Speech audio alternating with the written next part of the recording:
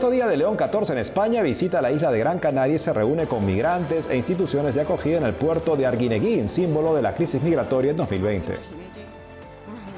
Migrantes y rescatistas comparten sus historias con el Papa, quien responde con un fuerte llamado a la acogida y la dignidad humana. Recordamos cómo fue la espectacular inauguración de la Torre de Jesucristo en la Basílica de la Sagrada Familia, presidida por el Santo Padre, que conmovió a creyentes y no creyentes. Y en Perú, Cáritas impulsa un programa especial de ayuda a migrantes. Conocemos más sobre los resultados y desafíos de esta iniciativa. Arranca el Mundial y un sacerdote ex alto dirigente deportivo nos habla de las enseñanzas del fútbol y del Evangelio sobre el valor de la unidad y la entrega de los talentos al servicio del prójimo. Hola Natalie, comenzando el programa. Y qué gusto empezar este programa contigo, Eddie, con nuestros televidentes desde los estudios en Lima, Perú. Gracias por acompañarnos en EWTN Noticias. Soy Eddie Rodríguez Morel. Bienvenidos, yo soy Natalie Paredes. Iniciamos las noticias desde la isla de Gran Canaria en el sexto día del viaje apostólico del Papa León XIV a España. En esta localidad pesquera, a unos 150 kilómetros de la costa de África, esta mañana el Papa se reunió con las entidades de acogida de migrantes y visitó el puerto de Arguineguín, conocido como el Muelle de la Vergüenza, símbolo de la crisis migratoria en Canarias en 2020, donde miles de migrantes permanecieron hacinados en condiciones inhumanas, reporta Así Prensa. Ahí escuchó los testimonios de migrantes y rescatistas, a quienes luego dirigió un mensaje centrado en la dignidad humana y la acogida.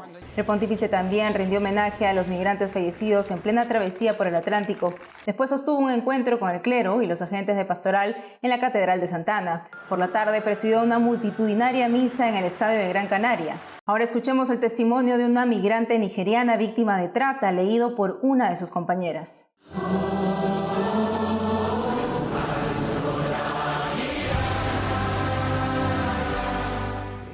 Con 22 años tomé la decisión más difícil de mi vida, dejar Nigeria, dejar a mis dos hijas, que entonces tenían 4 y 2 años.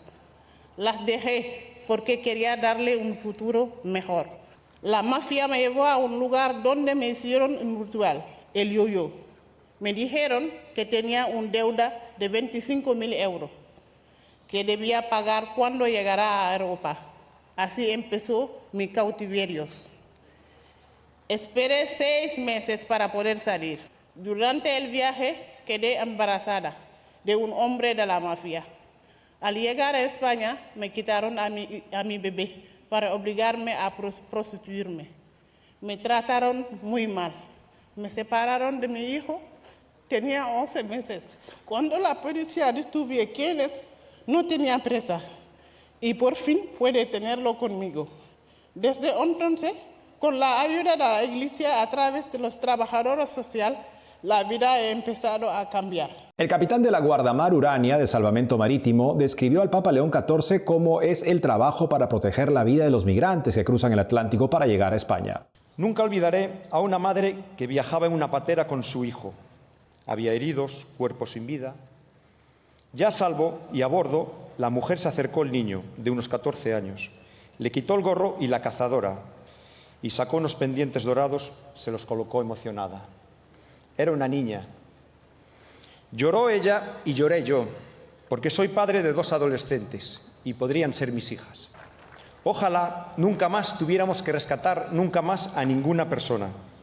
Trabajemos como sociedad para que este drama disminuya y construyamos un mundo más justo. Mientras ese día llega, desde Salvamento Marítimo seguiremos dándolo todo por cada vida que necesite de nuestra ayuda en la mar.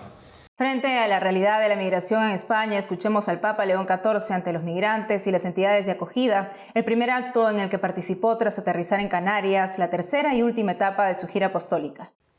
Queridos migrantes, antes de decirles cualquier otra palabra, quiero inclinarme ante su dignidad. No son números ni expedientes.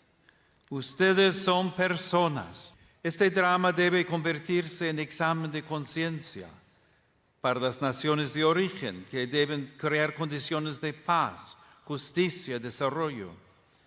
Para las naciones de tránsito, llamadas a proteger y no a dejar a los débiles en manos de redes criminales. Para Europa, que no puede proclamar la dignidad humana y acostumbrarse a que el Mediterráneo y el Atlántico sean cementerios sin lápidas. Para la comunidad internacional. Y también la Iglesia debe dejarse interpelar. La acogida del migrante no puede ser algo secundario ni delegada únicamente. Desde esta isla quisiera que la voz de quienes han hablado hoy alcanzara a quienes tienen en sus manos responsabilidades decisivas. Y ahora recordemos cómo fue la espectacular inauguración de la Torre de Jesucristo en la Basílica de la Sagrada Familia que presidió el Papa León XIV en Barcelona. Un evento que no dejó a nadie indiferente. Creyentes y no creyentes se quedaron sin respiración al contemplar la belleza de un espectáculo casi divino. Nuestro corresponsal Javier Romero informa.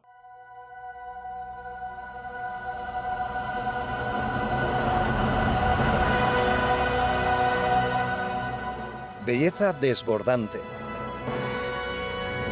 sobrecogedora, inabarcable, como Dios. Los asistentes a la bendición de la torre más alta de la Sagrada Familia no asistieron a un concierto, asistieron a un acto de adoración. La arquitectura de la basílica se exprimió hasta su última gota para mostrar un espectáculo que mostró al mundo un atisbo de la grandeza de Dios. En el siglo XIX, el arquitecto de esta maravilla, el venerable Antoni Gaudí, concibió esta estructura de un modo novedoso. No buscó la solemnidad de los edificios de Roma, sus blancos mármoles y esculturas proporcionadas. Se inspiró en la naturaleza, creada por Dios, bella, irregular, misteriosa, divina.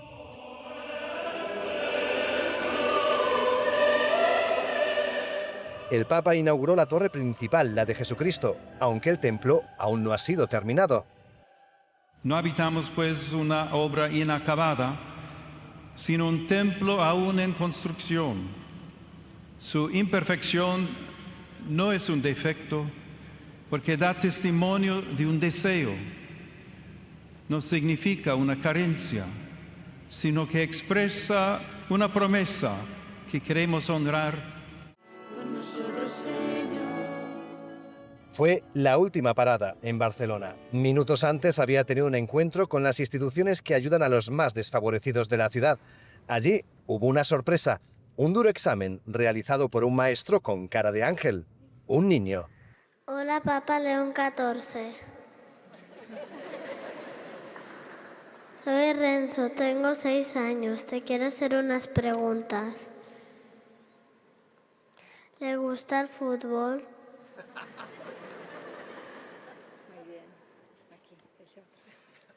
¿De pequeño quería ser papá? Empezó con preguntas divertidas, pero después pasó a cuestiones más profundas. ¿Por qué hay tantos abuelos solos y son tan importantes? Y una última pregunta más. ¿Hay que perdonar siempre? Un fuerte abrazo, Renzo. En Barcelona el Papa pudo ver con sus ojos una fragilidad humana impregnada de la esperanza que da Dios. O al menos eso fue lo que escuchó de labios de sus protagonistas.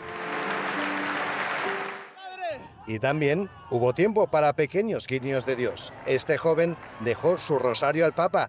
Este lo utilizó en la visita al santuario mariano de Montserrat. Y luego, mientras se iba en el coche, el joven no temió pedirle que se lo devolviera para poder quedarse con un rosario usado por nada menos que un papa. Y si tras el espectáculo de la Sagrada Familia, que ayudaba, como dice el lema del viaje, a España a alzar la mirada al cielo e incluso a tocarlo ahora el Papa, desciende a los infiernos, se desplazó hasta aquí, Canarias, para mostrar al mundo el drama de los migrantes que arriesgan sus vidas desde África para intentar llegar a Europa.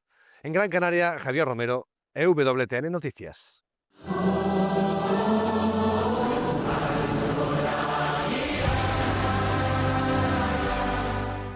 Y en Perú continúa el conteo de votos de las elecciones presidenciales en segunda vuelta realizadas el 7 de junio. Hasta el cierre de este noticiero, al 98,2% de actas contabilizadas, Keiko Fujimori tiene el 50% de los votos y Sánchez el 49,9%. La diferencia es de tan solo 561 votos, según la entidad electoral. Aún hay más de 1.000 actas observadas por revisar. Antes de conocerse los recientes resultados, Fujimori, candidata de la derecha, indicaba que espera el resultado de los entes electorales. Por su parte, el izquierdista Sánchez defendió que sus simpatizantes protesten en diversas ciudades para apoyarlo. Cáritas del Perú, a través del programa Europana, desarrolla una respuesta humanitaria en Lima para atender a migrantes, refugiados y población vulnerable en un contexto marcado por la inseguridad y la violencia. Para conocer más sobre su implementación y desafíos, nos acompaña Yeri Cornejo, coordinadora de este programa humanitario. Yeri Cornejo, bienvenida a EWTN Noticias. Yeri, por favor, explíquenos, para comenzar, más sobre este proyecto, este programa Europana. ¿De qué se trata? El programa Europana es un programa regional. Este se desarrolla en 5 países, está desde Venezuela, Colombia, Ecuador, Perú y Brasil. Y aquí en Perú nosotros estamos trabajando como Cáritas del Perú, trabajamos en el ámbito de Cáritas Lima. El objetivo de este proyecto es mejorar las condiciones de vida de la población migrante en tránsito o con vocación de permanencia en el Perú, pero que no haya tenido un arribo mayor a un año. Y también apoyamos a la población de acogida, como es la población peruana. El programa trabaja con migrantes y población, como bien nos menciona, vulnerable en distintas partes de Lima, capital del Perú. ¿Cuáles son las principales necesidades que ustedes han observado durante este tiempo de trabajo en esas zonas? Bien, las principales necesidades han venido cambiando las necesidades, pero las principales necesidades ahorita en este momento es protección. Todo lo que es el tema de documentación de la población migrante, información, muchas veces no tienen conocimiento de las normas del Perú, cómo tienen que manejarse dentro del Perú. Nosotros lo que hacemos es les damos información de cómo es que ellos deben manejarse acá, cuáles son las normas, dónde tienen que acudir para poder regularizar su situación. Luego también tenemos otras líneas, como es la de apoyo psicosocial, porque mucha población migrante también llega con problemas psicológicos, y lo que hacemos nosotros es, a través del apoyo de una psicóloga, le damos unas terapias psicológicas para que ellos puedan mejorar su situación. Y en el caso de población muy vulnerable, que ya está en vulnerabilidad extrema, en casos de trata o casos donde ellos puedan estar expuestos a la delincuencia, nosotros lo que hacemos es les apoyamos con un fondo para que ellos puedan salir de ese lugar donde la están maltratando o está corriendo riesgo de poder ser tomada dentro de trata de personas. Tenemos una línea que es Cash Transfer, que eso ya es para personas que están en vulnerabilidad, pero que necesitan de repente un pasaje para encontrarse con su familia. Entonces les apoyamos para que ellos puedan poder viajar dentro del país, para que se encuentren con su familia, o en algunos casos para que puedan pagar su alquiler acá en Lima, y ellos puedan tener la facilidad de poder trabajar con mayor calma, ¿no? Yeri, ¿se tiene un promedio de cuántos hermanos migrantes han apoyado, han sido los beneficiados hasta la fecha? Este año, solamente en el año 2025, hemos apoyado más o menos 14.000 familias migrantes con todas estas líneas que hemos trabajado. Importante ese número. Yeri, ¿y cuáles han sido los principales retos en la implementación de Europana? Bueno, el principal reto que tenemos es el tema de que ya se cerró la formalización de la población migrante.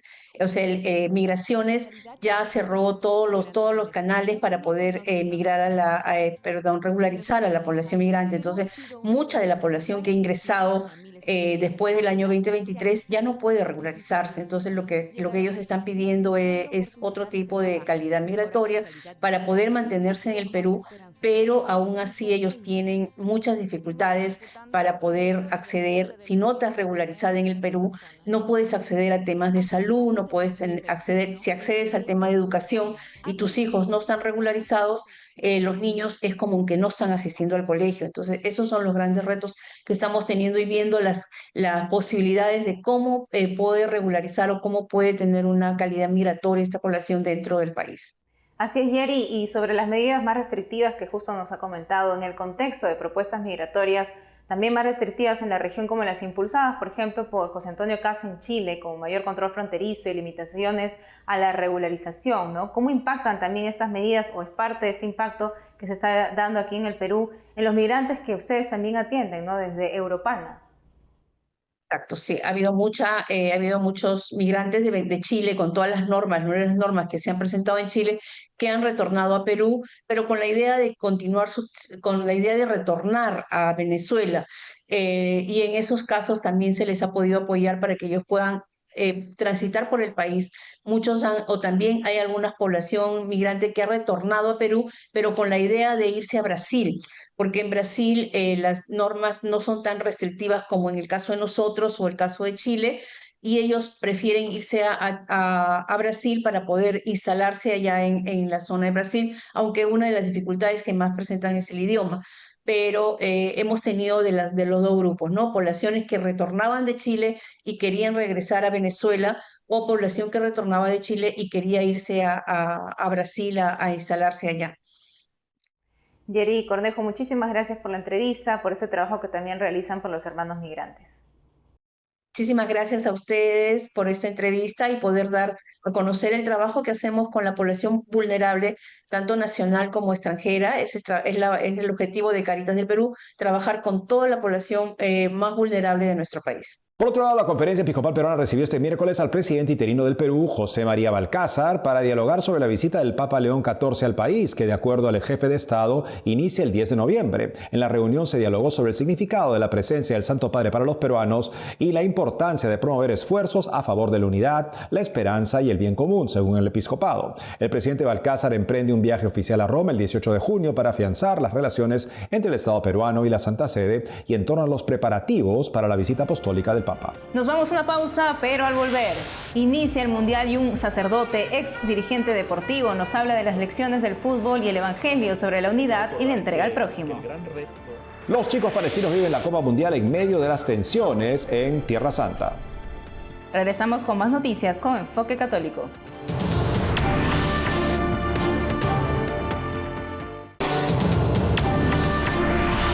Vamos a la Ciudad de México, donde el Estadio Azteca fue el escenario de la inauguración de la Copa Mundial de Fútbol 2026. El evento combinó música, arte y cultura con la participación de diversos artistas. Luego se realizó el partido inaugural entre las selecciones de México y Sudáfrica. ¿Cómo vivir como católicos el Mundial? El Papa envió un mensaje a los jugadores y a los hinchas del deporte rey. Bem-vindos todos à Arquidiocese de Atlanta. Bienvenido a Atlanta. En diversos idiomas, varios sacerdotes de la Arquidiócesis de Atlanta, Estados Unidos, dan la bienvenida a los fieles y turistas que participan de la Copa Mundial FIFA 2026. El arzobispado creó un logo para dar un sentido católico al evento.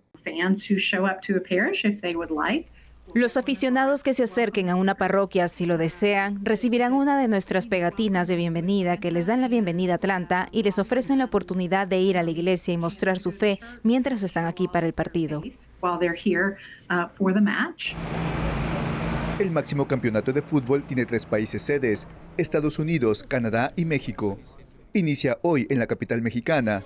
El cardenal Carlos Aguiar, arzobispo primado de México, les dice a los jugadores: ustedes pueden ayudar a inspirar a millones de personas, recordándonos que es posible trabajar juntos y superar juntos las diferencias. El Papa León XIV también se sumó al espíritu mundialista. En su cuenta de X, a vísperas del campeonato, señaló que quien no sabe cómo pasar la pelota, incluso si tiene talento, todavía no ha entendido el juego, porque la vida se trata de caminar juntos. En Barcelona, recordó la época en la que jugaba partidos en comunidad. Pero también con los seminaristas, cuando estuve en Trujillo, jugaba fútbol. Defensa, si quieren saber. No era gran goleador. Pero cuando estaba, primero en Roma, donde viví la primera experiencia del Mundial, 1982, que fue aquí en España. Luego en Perú con los seminaristas seguía mucho, sea los equipos locales, pero también jugaba con los seminaristas. La Copa Mundial FIFA 2026 cuenta con las selecciones de fútbol de 48 países. En total, se jugarán 104 partidos en 16 ciudades anfitrionas de Estados Unidos, Canadá y México. La fiesta del fútbol concluye el domingo 19 de julio en un estadio estadounidense. En el día en que se inaugura la Copa Mundial de la FIFA 2026, que tiene a México como uno de los países anfitriones, nos vamos hasta allá para hablar con el padre David Jasso, quien antes de responder al llamado sacerdotal fue un destacado dirigente del Club de Fútbol Monterrey. Analizará conmigo cómo el fútbol puede convertirse en una escuela de valores cristianos, como lo pide el Papa en la intención de oración de este mes. Padre David Jasso, bienvenido a EWTN Noticias. Gracias, gusto en saludarles nuevamente, a ti y a todo el auditorio. Padre David, usted conoció el mundo del fútbol profesional desde dentro antes de convertirse en sacerdote. ¿Qué aprendizajes le dejó esa experiencia? Sí, aprendí algo que después pude confirmar en el Evangelio. Los grandes logros nunca son individuales. Detrás de cada jugador, de cada equipo, detrás del éxito deportivo, hay muchas personas que sostienen ese proceso. También pude aprender disciplina, constancia, la importancia de levantarse después de la derrota, que eso es también fundamental, porque en el fútbol y en la vida no te define una caída, sino la capacidad de volver a intentarlo. Y el fútbol es un deporte apasionante de donde se aprende bastante. Padre, ¿y cuáles son algunos desafíos éticos que se observan hoy en el fútbol profesional y hacen que este lindo deporte no pueda desarrollarse bien? Claro, mira, el fútbol es una de las cosas más hermosas que ha creado la humanidad para encontrarse, para divertirse, para pasar un buen rato, pero también, como bien dices, hoy enfrenta desafíos éticos muy importantes. La corrupción, la violencia, el racismo, hay que decirlo también, la trata de personas, la explotación de jóvenes talentos, la presión excesiva que a veces los papás ponen en los niños y adolescentes. Hay que recordar que el gran reto que existe en el deporte y particularmente en el fútbol es que cada persona sea el centro, que no perdamos de foco la dignidad de la persona y así el fútbol puede recuperar su grandeza. Padre David, y desde su perspectiva, ¿qué valores del deporte coinciden con los principios del Evangelio que deben interiorizar los jugadores de fútbol y los aficionados? Sí, yo creo que el fútbol, como el deporte, es una escuela de humanidad. Necesitamos jugar limpio, necesitamos esforzarnos, respetarnos, ser amigos unos de otros, trabajar en equipo. La resiliencia, como ya te decía, el ir después de la derrota, seguir adelante. La capacidad de sacrificio, porque implica también un esfuerzo grande.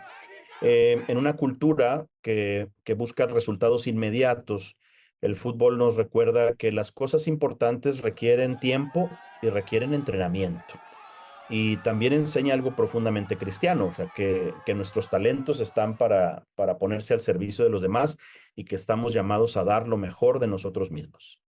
Así es, Padre, y cuéntenos, para usted, ¿entre quiénes se definirá la Copa del Mundial? Entre los que jueguen mejor, entre los que mejor jueguen y creo que sobre todo entre los que den más testimonio, ¿no? El reto de este mundial en medio de fragmentaciones, de polarizaciones, de conflictos de guerra y políticos, pues yo pediría para este mundial que sea una escuela y una fiesta de fraternidad y de paz. Padre David Jasso, muchas gracias por la entrevista. Gracias a ustedes y que gane el mejor. El Mundial de Fútbol traspasa fronteras y se vive incluso en Tierra Santa en medio de una guerra entre Israel y Hamás que no cesa. Un grupo de niños palestinos cerca de Belén buscan construir sueños a través del fútbol. Veamos. Al norte de Belén, en la zona palestina de Cisjordania, estos niños de un campo de refugiados viven la pasión por el Mundial de Fútbol 2026. Quieren ser jugadores profesionales, más allá del muro de separación construido por Israel. Los israelíes afirman que este campo representa una amenaza, pero esto no es cierto. Es un espacio público que ofrece una oportunidad y un sueño para las personas que quieren convertirse en jugadores de fútbol profesionales que representen a su país y sus esperanzas. La guerra entre Israel y los terroristas de Hamás tampoco les quita su ilusión por el fútbol a los niños palestinos, pero se ven obligados a dejar de jugar cuando la pelota pasa al territorio de los colonos israelíes, algo que han aprendido a sobrellevar. Los hijos de los colonos vinieron y fácilmente se llevaron la pelota. E incluso nuestros hijos suelen decir en tales casos que cuando la pelota entra en el territorio de los colonos, el partido ha terminado. Y dicen que el equipo por delante en el marcador es el ganador. Ni palestinos ni israelíes clasificaron para el Mundial, pero en Cisjordania los jóvenes palestinos seguirán los partidos de la Copa Mundial de Fútbol, el deporte que toman como un medio para alcanzar sus sueños de una vida mejor. Nos despedimos viendo el emotivo encuentro del Papa León XIV con migrantes y entidades de acogida en el muelle de Arguineguín, en la isla de Gran Canaria. Este viernes el Papa viaja a Santa Cruz de Tenerife. Seguimos este viaje apostólico NWTN. Hasta mañana.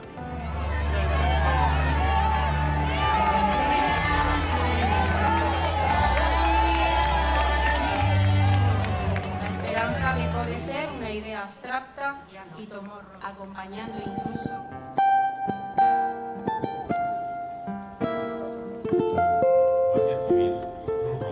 para las naciones de tránsito, llamadas a proteger, ni pierde valor a cruzar. Adiós, reina de mi alma. ¿Cómo te apartas de mí?